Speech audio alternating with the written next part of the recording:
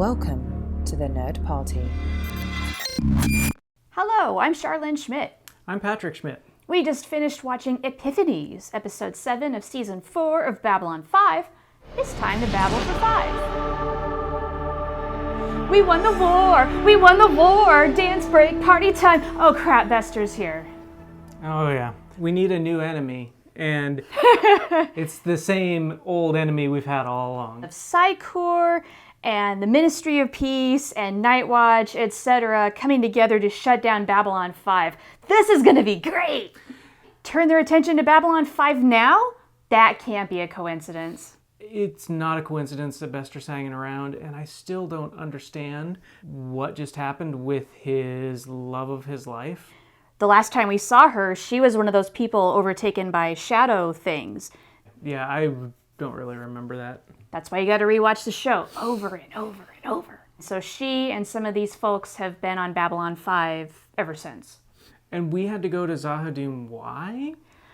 It is a little muddy, isn't it? I didn't fully follow it. It was 30 seconds of exposition and I whoosh. With Bester, it's always tough knowing what his real motive is. True. We've learned a couple of things about Bester in this episode. He knows things about Lyta. Yes. He's got something on her, and very noticeably, at least I caught, that he has an ace in the hole on Babylon 5. What? Who? Why? With Bester, it's just so freaking hard. You do not know what is the truth. True. So speaking of Lyta. Lyta. Let's talk about Lyta. Because she gave us the best 2 seconds of Babylon 5 footage to date. Okay, and that was? My favorite 2-second moment of this entire series was after Bester got knocked on his ass by her telepathic powers, and she just turns and smiles. That was such a good cut too. You're so right. It was beautiful. That was basically her "F you, Bester," and how can we not appreciate that? As far as character moments went, there was a lot of really good stuff in this episode. I love Jakar coming in, Garibaldi immediately presuming that he's mad, and it's no, welcome home, Mr. Garibaldi. I'm gonna pick you up and suffocate you, but never mind that. Everybody has fairly good lines in this episode.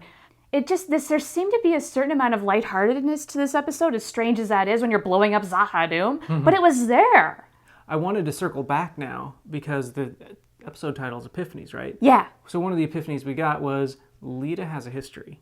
One of the epiphanies that we got from Garibaldi is that Zack Allan also has a history. Yeah. Apparently, he was not recommended as a good hire. Which I can see. Yeah? Well, dude's kind of a doofus.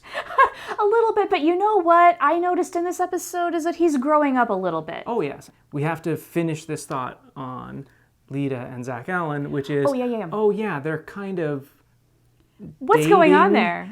And I don't know. And is it any surprise now that if we know both of them have a history and now they're starting to hang out together, that might be a relationship.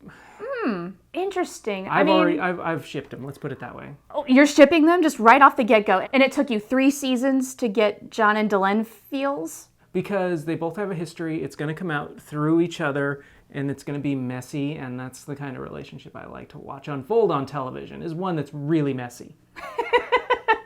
I see the potential for something there, sure. On to Garibaldi. What is going on with him?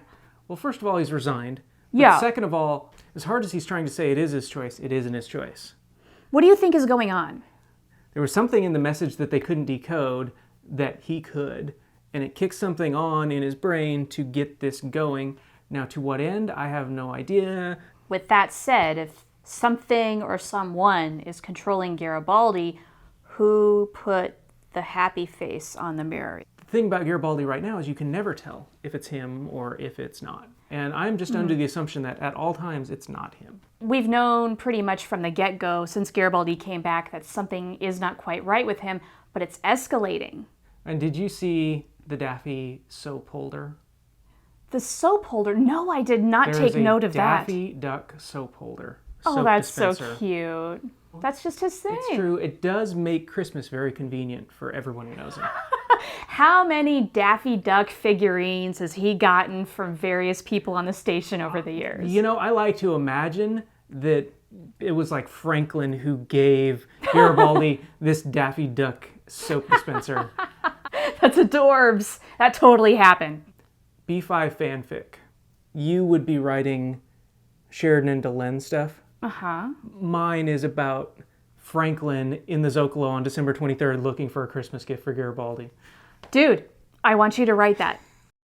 So with that, and knowing that Elvis impersonators are the second coming, let's wrap this up. So we're getting ready to go watch the next episode. That's right. And figure out where this whole thing with Earth is going and this whole thing with this Bester. And in the meantime, we got a week to talk about this one. So let's do that. Please don't spoil what happens next. Remember, first timer, we appreciate you always being cognizant of that, but if I don't say it, somebody will do it. Also throw a like down on this video if you like what we're doing. Until Yeah. next week, we'll see you then. Bye.